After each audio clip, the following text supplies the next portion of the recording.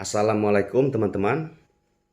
Kali ini saya akan memperbaiki satu unit kulkas merek Samsung 2 pintu teman-teman. Kulkas ini sering terjadi pencairan bunga es secara tiba-tiba, padahal kulkas tetap dicolokkan atau dinyalakan. Walaupun kerusakan pada kulkas seperti ini harus dicek secara detail, sebenarnya kerusakan seperti ini atau jika kulkas mengalami kendala seperti ini, kita sudah tahu kerusakan ada di mana, walaupun dengan meraba-raba teman-teman ya. Tapi sebaiknya harus dicek secara teliti. Untuk pengecekannya secara teliti teman-teman ya, sudah ada pada video saya sebelumnya. Kali ini saya hanya akan memberikan penjelasan kepada teman-teman dan pemakai jika kulkas teman-teman mengalami gangguan seperti ini, yaitu kulkas yang sebelumnya bagus untuk 2 pintu atas beku bawah dingin, tahu-tahu yang bawah tidak dingin, yang atas pun kurang beku atau bahkan keduanya tidak beku, maka teman-teman dapat mengecek pada bagian-bagian ini teman-teman ya. Yang pertama, teman-teman bisa melakukan pengecekan pada timer. Jika kerusakan terjadi pada timer, teman-teman bisa memposisikan timer pada sistem defrost. Diputar setengah lingkaran, posisikan pada sistem defrost, lalu kulkas dinyalakan. Tunggu beberapa detik atau menit. Apakah kulkas otomatis melakukan atau menuju pada kondisi pendinginan? Jika tidak, maka sudah dipastikan kerusakan ada pada timer. Itu adalah gejala yang pertama. Jika timer rusak, teman-teman ya, perlu teman-teman ketahui, jika timer rusak, kulkas apapun mereknya, untuk jenis 2 pintu, dia tidak akan mengirim ke salah satu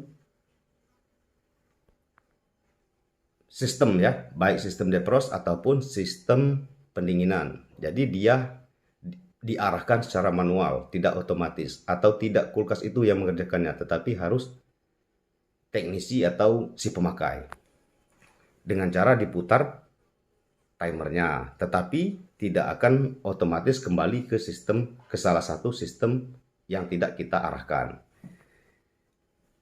Jika kerusakan pada timer, seandainya kulkas teman-teman nyalakan atau kalian nyalakan, kulkas akan bekerja pada sistem pendinginan, tidak akan pernah bekerja pada sistem defrost. Akhirnya bunga es pada evaporator akan menumpuk menghambati operan dingin oleh kipas ke freezer dan ke bagian bawah kulkas. Kerusakan atau kendala yang kedua, bisa terjadi kerusakan pada kipas teman-teman. Jika kipas rusak, dapat juga terjadi penumpukan pada bunga es. Kenapa?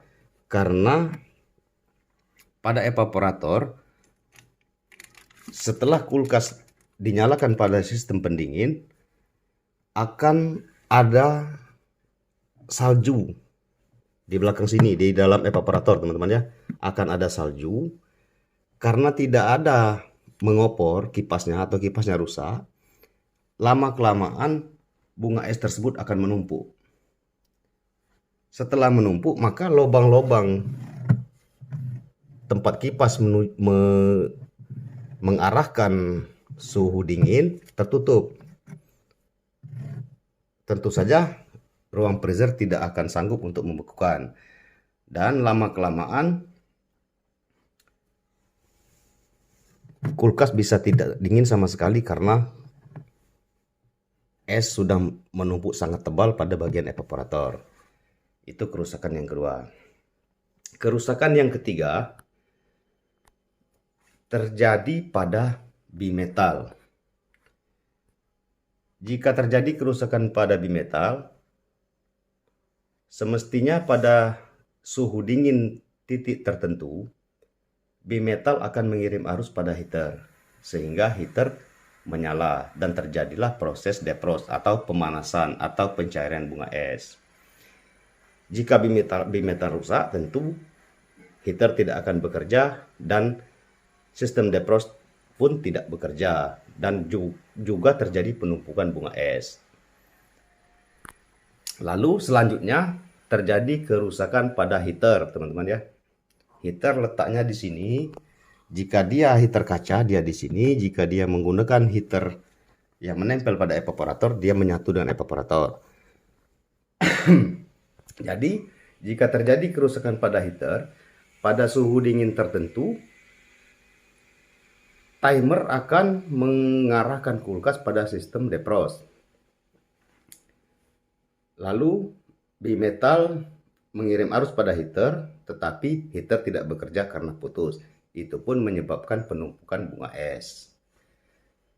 Baik, kita kepada kerusakan yang terakhir, teman-teman.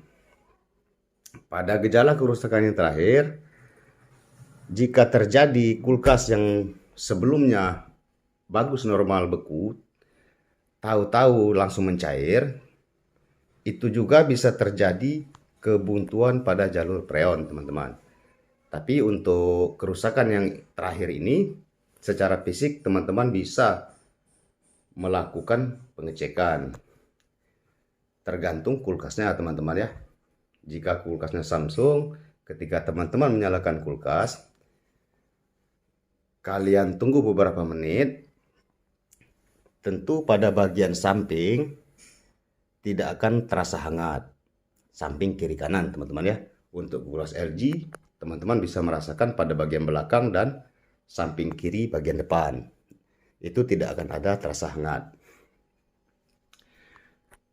Jadi untuk cara pengerjaannya tentu harus diplasing ulang. Dan untuk yang sebelumnya, kendala kerusakan sebelumnya, teman-teman bisa melihat pada tutorial video saya sebelumnya yang menjelaskan cara detail kerusakan timer, heater, bimetal, thermopius, dan sebagainya.